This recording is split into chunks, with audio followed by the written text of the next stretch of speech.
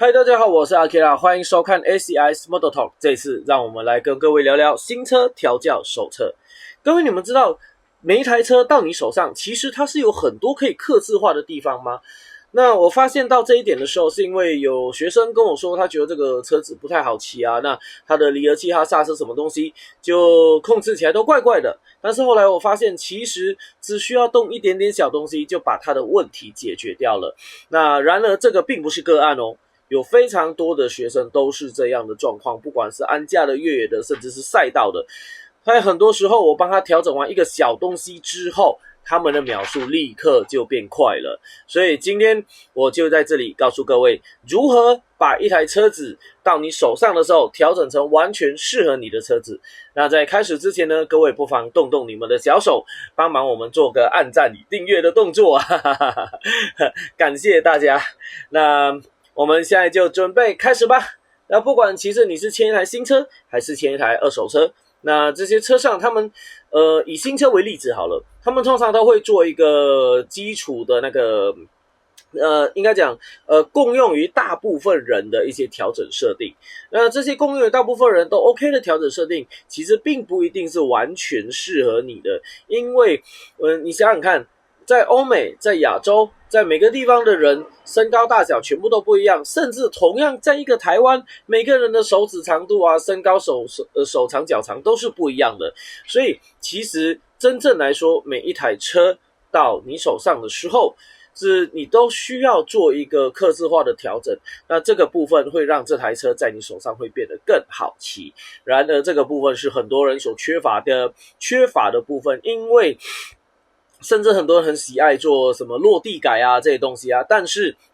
当他花了大钱，不管是改了 All-in 改了什么东西之后，却发现他们从来没有做任何调整，甚至他们没有那种调整的一个概念所在，所以就变成说非常的可惜，就只是把东西装上去，但是却没有什么意义所在这样子。所以在这一次，我希望在应该讲这个影片中，就是我们会把大家教会，然后让大家之后你们就可以把车子调成你喜欢的形状啊，对，不是形状啦，是你喜欢的样子好吧，那我们就直接开始吧。在现在车辆的调教部分有分成好几个部分，我们从最前面车头的部分开始讲好了。在车头手把的部分呢，它就有几个关键的调整。第一个你需要调整的是什么呢？就是离合器。离合器它有两种形式，第一种是线控，第二种就是油压的。那线控的形式，当我们要调整的时候，就是它有个塑胶套在上面，你把塑胶套搬开来的时候，它就会有一个大的那个叫齿轮吗？不是齿轮，那个旋钮，对，大的那个旋钮跟小的旋钮接在线上面的。那通常我们的调整呢，是用大的旋钮把它转出来，让它松掉，然后再去转小旋钮调整要的距离，再用大旋钮固定回去。而离合器到底怎么样叫做适合呢？就当然大家都有很多不同的习惯啦，但是我这边讲一个标准的形式，就是我通常会用的，就很简单，你戴上了你的手套，然后呢你去拉那个离合器发动，你拉离合器你拉下来的时候，它是不是会顶到你的手后面的两个手指这边？当它顶住你的手指的时候，你要看你的车子是否它的离合器是处于结合状态，车子会拉着你跑。只要这种情况下的时候，就代表你的离合器太过近了。因为我发现到有很多人，他们非常习惯让离合器很近，你只要放一点点车就带着跑，放一点点车就带着跑。那他们都说那我习惯用4指去抓这样子之类的东西。这有一个致命的缺点，就是你的离合器是没有细腻度可言的，而且对于车辆的操作会非常的辛苦。为什么呢？因为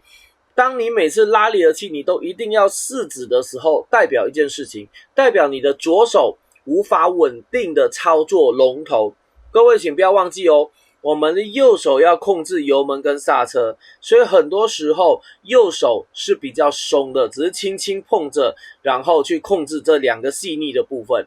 而车头的部分很多时候是由左手来操控，无论是你要开始去强制控制它跺脚啊，或者调整的时候，都是靠左手的。所以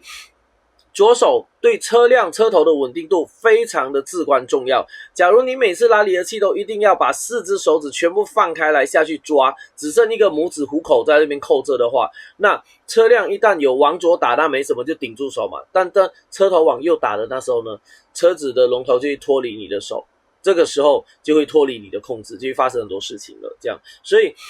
基本上在我们的原则上来讲，无论是任何一个课程，不管是什么安驾赛道、越野啊、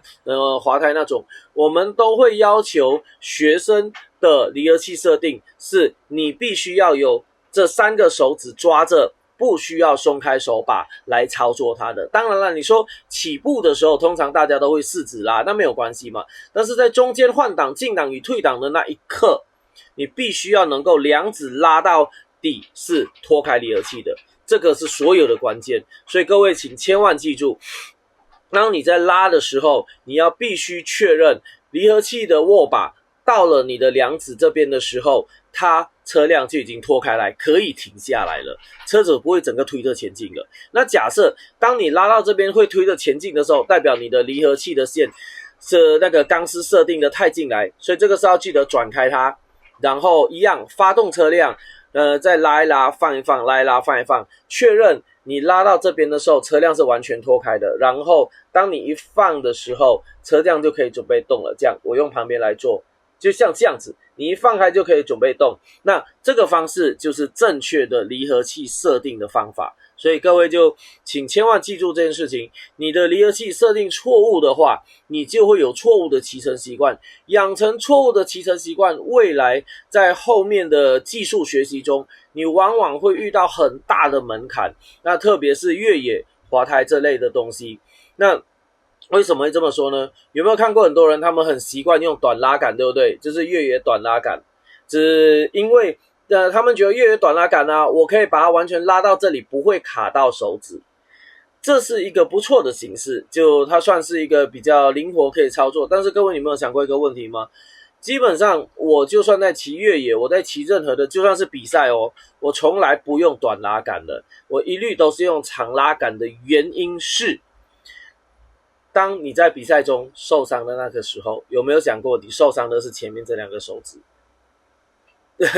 一般人应该没有遇过吧，对不对？但是关键就是这真的会发生。所以当你在越野中你受伤的是这2个手指，你又用短拉杆，基本上你就直接退赛了，不用玩了，因为你后面2只手你是救不过来的，你没办法去拉离合器的，你只能唯一靠这2根。基本上对我来讲，我的所有骑乘习惯我仍然使用长拉杆，是因为有时候真的有需要时，我们甚至可以动用后面2根手指去扣离合器，这个对我来说是一个非常实用的部分。所以当然没有绝对的对错嘛，就是有些人他觉得我就是要这样，那当然也 OK 我只是把我们各种会遇到的状况告诉大家，然后让你们自己做个选择这样子。所以知道了吗？光是离合器这一点就非常的重要了，你只要设定错你的离合器，基本上你就很难骑。那你设定对了你的离合器，你车辆骑乘就会顺起来。那刚才为什么我会说这个东西主要发生在越野跟滑胎呢？那赛道没有这个问题吗？有，赛道是有的，但是因为赛道大多数人他们都会使用快排这一类的系统，所以在快排这一类的系统的时候，你只有起步要拉，那中间在赛道骑乘的过程速度是不会降到0的，所以基本上你在中间的过程你是不会有机会去拉离合器。但是在滑胎越野这一类林道啊、拉力啊这一类型的活动的时候，你很常需要车停下来去拉离合器，所以这就是我说为什么离合器没有设定好，在相关这个领域的技术训练的时候都会遇到问题的原因所在。那大家知道了吗？离合器就是这样子的关键，应该讲整台车最关键的部分就是它所以当你把绳子那个钢索弄远近确认好之后呢，大颗的那一颗要记得反转回来哦，它反转回来扣住那个离合器的那个把，然后它才能够稳定住那个钢索，不会跑近跑远之类，然后再把那个塑胶套套回去就好了。好，那今天假设是油压的话怎么办？因为油压的话你总不可能去调整那个油啊，这个时候你就需要去调整它前面的那个那个离合器握把，它前面有个调整远近的那个旋钮去动那个东西。所以在这种时候你就一样，就是用手去抓，然后让那一根把到这种情况卡到你的手的时候，它是脱开的，那个位置就是对的了。所以知道了吗？离合器无论是油压还是钢索的，你都可以做这一类的调整。离合器讲完之后，下一个我们来谈到下一个关键是前刹车。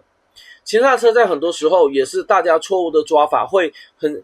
应该说我真的发现蛮多的，蛮多人他们前刹车会很习惯让它非常非常的靠近，就是他的刹车一抓到一样，抓到这样子抓到会卡手指的，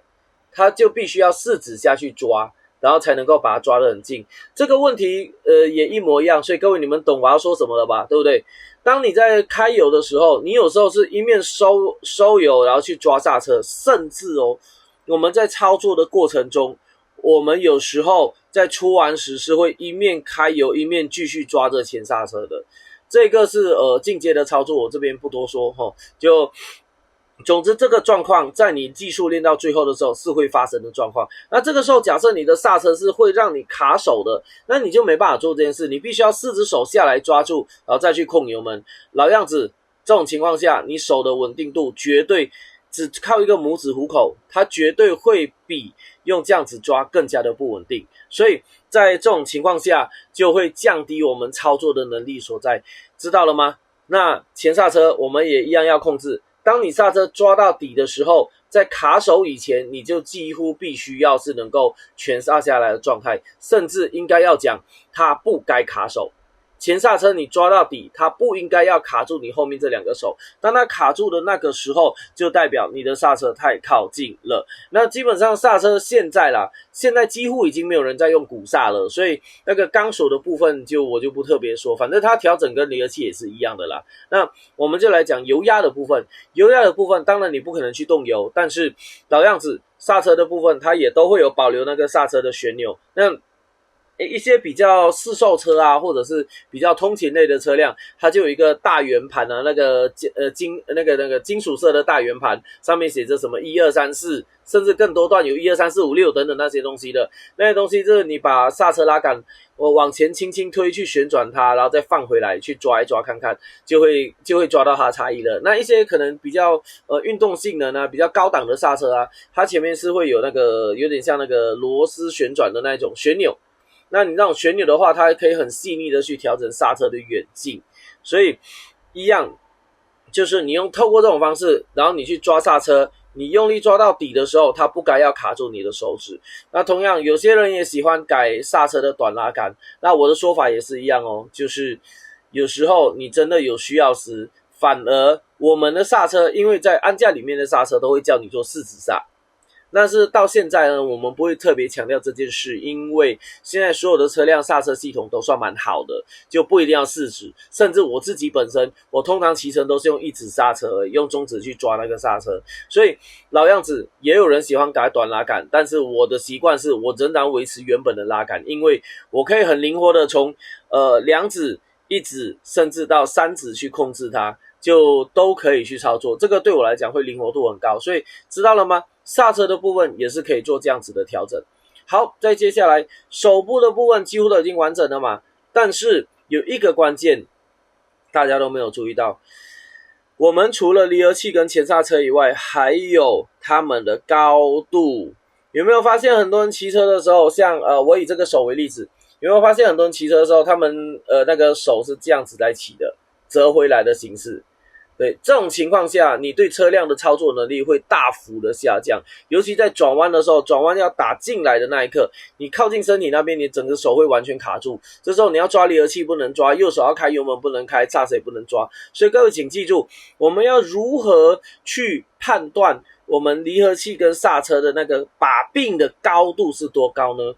很简单，就是你坐上来，坐在正确的按架位置，这我们教过了吧，就是这2只脚踏在踏板上，站起来轻轻的坐下来，然后双手放松，身体放松，双手放在那个把子上面。这个形式就是依你自己身高所需要做的调整。那当我们人坐下去时，我们的手放下来不会是这样平的嘛，一定是这样子下来的，对不对？所以这个时候你下来握住握杆呢，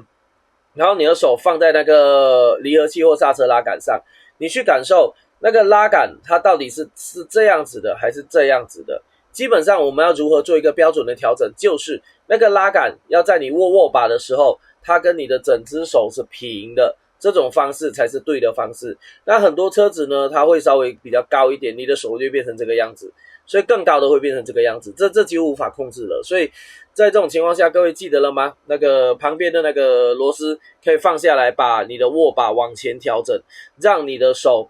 指伸出去碰这拉杆的时候，是跟你整只手做平行的，这样子才是正确的一个调整的方式。所以前面的大概都是这样子。那有时候不只是调整杆，我们会把整个手把做调整。那手把的那个前后调整的部分，它就比较属于越野的部分了啦。所以那一般人可以先不用管它哦，这个先不要调，不要去动那个手把，让它在预设值，然后你只要动那个拉杆的 level 就可以了啊。那再接下来我们就讲到脚的部分。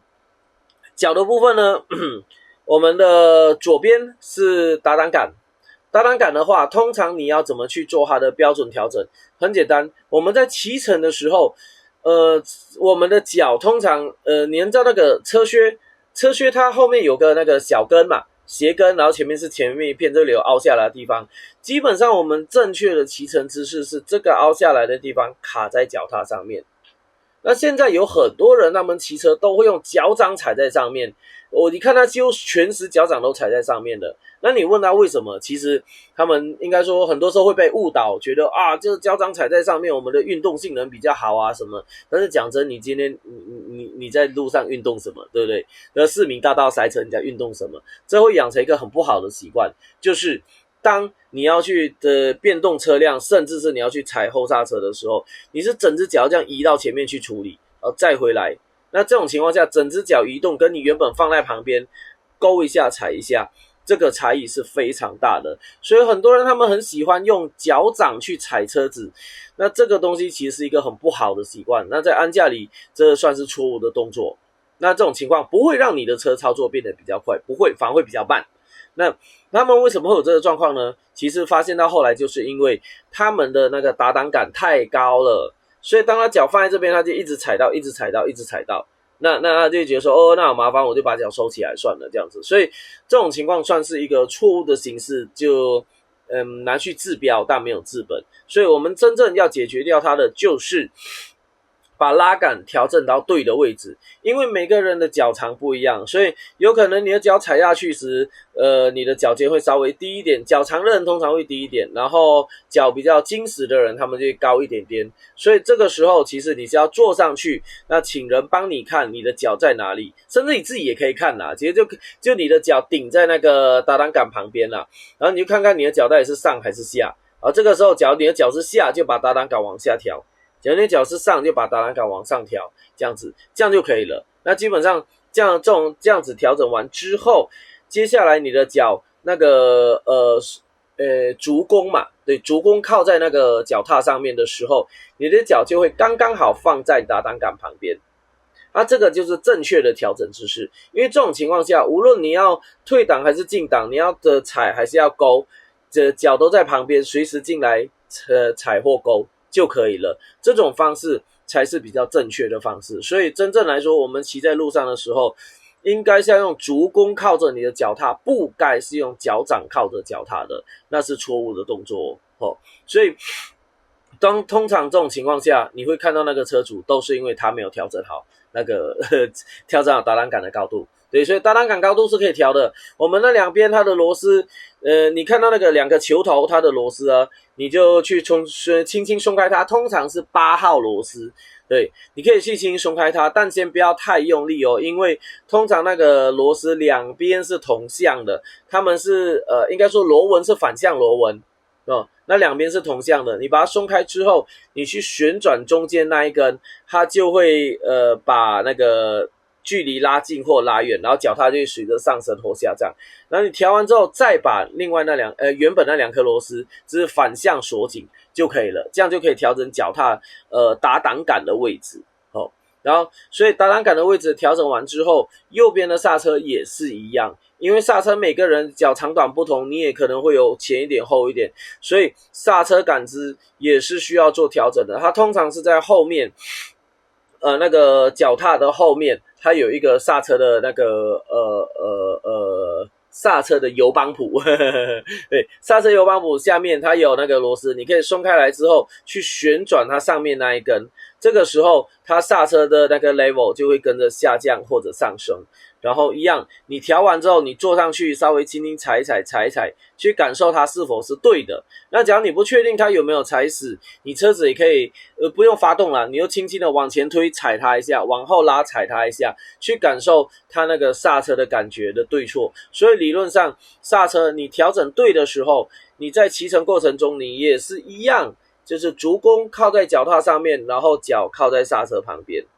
它也不会干扰到刹车，这个方式才是对的。所以知道了吗？其实光这几个调整，它就有非常多的部分可以让你去做客制化的一些调教。那这些调教基本上做好之后，其实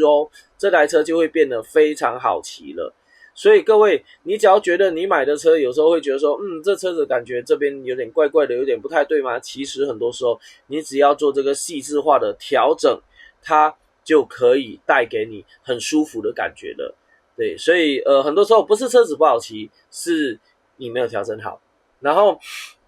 基本上在车辆它避震器的部分也非常的关键，就你避震器的应该讲原厂出厂它也会有一个所谓的预设值。对，但是当然你单人骑乘、双人骑乘，每个人的体重或者是骑的路况是在街道上还是在越野中都是不一样的，所以这个时候的关键呢，就是你的刹车先要把它调回原厂的预设值，因为原厂的使用手册里面它会告诉你它的那个对不起，我刚才好像讲到刹车悬吊，对，悬吊要调整到预设值，原厂的手册里面都会告诉你这个悬吊的预设值是多少，你先确认它是原本 OK 的，那就可以了。那当然啦，你要再进阶一点嘛，其实现在有很多那个悬吊是它有预载啊、压缩阻尼、回弹阻尼，甚至这些阻尼还有分高速阻尼跟低速阻尼，这种东西你真正调教好的话，各位记住一件事情你只要能够把避震调得够好，够专业的人帮你调，基本上就算是台湾本土 Gears 的避震器，它的作动都不会输给 Olis， 是绝对不会输的那一种。但是关于这个避震器细节的调教怎么样呢？我们就这里不细说，我把它放在会员频道。在会员频道中，我们会教你们如何去完整的调整一整个避震器，让它变成专业的形式。就在会员频道跟大家讲吧。好，那这里还是跟大家讲，最简单的方式就是看着手册，然后把它调回预设值，就这样子。对，它通常也会告诉你，你要更轻松是怎么样，然后你要更运动是怎么样，或者是你单人骑乘怎么样，双人骑乘怎么样，然后有载重怎么样等等，这些东西在 menu 里面它都会很明确的写给你，你只要照着做，基本上就可以了。那有些他们的椅垫还有可以放高放低的这一类的，它里面东西可以调整，这个也是 OK 的部分。然后还有哪些东西会需要调整呢？让我想一想，基本上好像通常都是四肢操作的部分，那其他部分就没有太多了。脚踏有些人可能会问要不要做脚踏后移啊？严格来说，其实真正叫脚踏上移啦，不是后移啦。后移是因为以前大家都骑野狼啊，对不对？那种什么野狼的雄狮这些车，它脚踏都很前面，所以我们才会往后移。那大家就习惯讲脚踏后移，其实真正来说是要脚踏上移。那上移有没有这个必要？很多人也会直接落地改啊，但是对我来讲，我的想法很简单，就是你在骑乘的过程中，你会一直磨到脚踏吗？对吧？基本上我这样子讲，在山路上骑乘，我们基本上，都不太可能会磨到脚踏。对，那在这种情况下，你也一昧的做脚踏上移的话，其实是没有什么帮助的。所以在这里，其实还是要告诉各位，不要急着改。现在大家买的都是应该讲国外做这一车的技术都很好了，没有像以前那样子，所以其实很多车出来的时候，它的搭配已经是算是蛮完好的，就希望各位你们应该讲不要无脑改啦，对，你们先骑一骑，然后真的哪边不够先调整，对，真的不能调整才去考虑其他的部分，就是这样子。那各位不晓得今天听完之后你们学会了吗？虽然调的东西不多，但是我希望这些讲解可以让大家回去动手看看，基本上你们只要拿一些简单的工具，它就可以做完整的调整了。那只要有什么疑问，都欢迎在下面留言。那在下一次我会在节目中跟大家讲，然后我也会回答各位的留言。那就这样子，今天就到这边了。有什么疑问就请记得在留言吧。那喜欢的话记得帮忙按赞、订阅、分享、开启小铃铛。我是阿 Kira，今天的节目就到此为止，拜拜。